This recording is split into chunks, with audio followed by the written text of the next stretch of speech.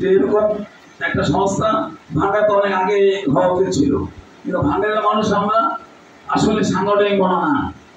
আমরা এখন কিছু সাংগঠনিক মনা হয়েছি, আগে আসলে সাংগঠনিক মনা ছিলাম।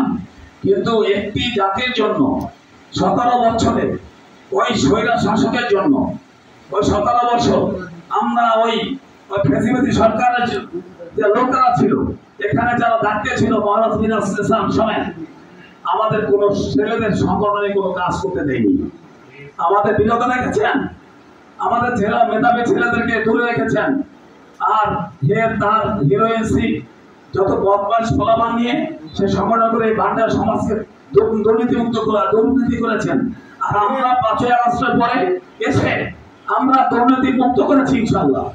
এই ফ্যাসিবাদ সরকারের যত বাচ্চারা ছিল নেতারা ছিল ভান্ডার থেকে পালাতে বাধ্য হয়েছে, এবং যারা এখনো গোপনে আছেন তারা আর বেরোতে পারবেন না ইনশাআল্লাহ। কারণ 17 বছর চালিয়েছে, আমাদের কোনো সংগঠন করতে দেয়নি, আমাদের ভাগ্য হরণ করেছেন, আমাদের দুর্বল করে রেখেছেন।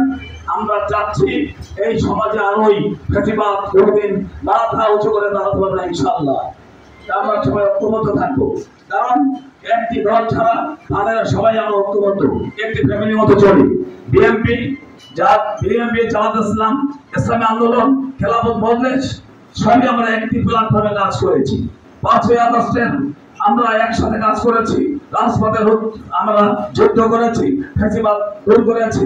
এখন একটি সাংগঠনিক জেলা হিসাবে ভান্ডারে পরিচিত। সুন্দর পরিবেশ, সুন্দর সামাজিকতা, সুন্দর আত্মতৃপ্তির একটি সংগঠন, সেটা হল মানব ফাউন্ডেশন। এত সুন্দরভাবে কাজ করতে চাই, ছেলেরা এত ভালো। আমি দেখেছি কয়েকটি অনুষ্ঠানে এত সুন্দর তারা গজল গায়, ইসলামিক গজল। আশ্চর্য হয়ে গেছি। এই একটি ছেলে আমার সামনে দাঁড়ানো আছে, আরো 2টি ছেলে গজল গিয়েছেন। ছেলেকে আমার মন মুগ্ধকর গজল। এই বাচ্চারা যে এত সুন্দর করে গজল গাইতে পারে, মানে ফাউন্ডেশনের ছেলেরা।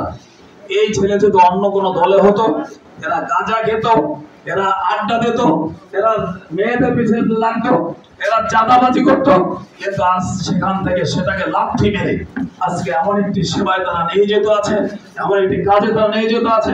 আমরা যারা মুরব্বীরা আছি তারা তাদের দৃষ্টি আকর্ষণ করেছে, আমাদের দৃষ্টি আকর্ষণ হয়েছে। এখন এদের প্রতি ভালো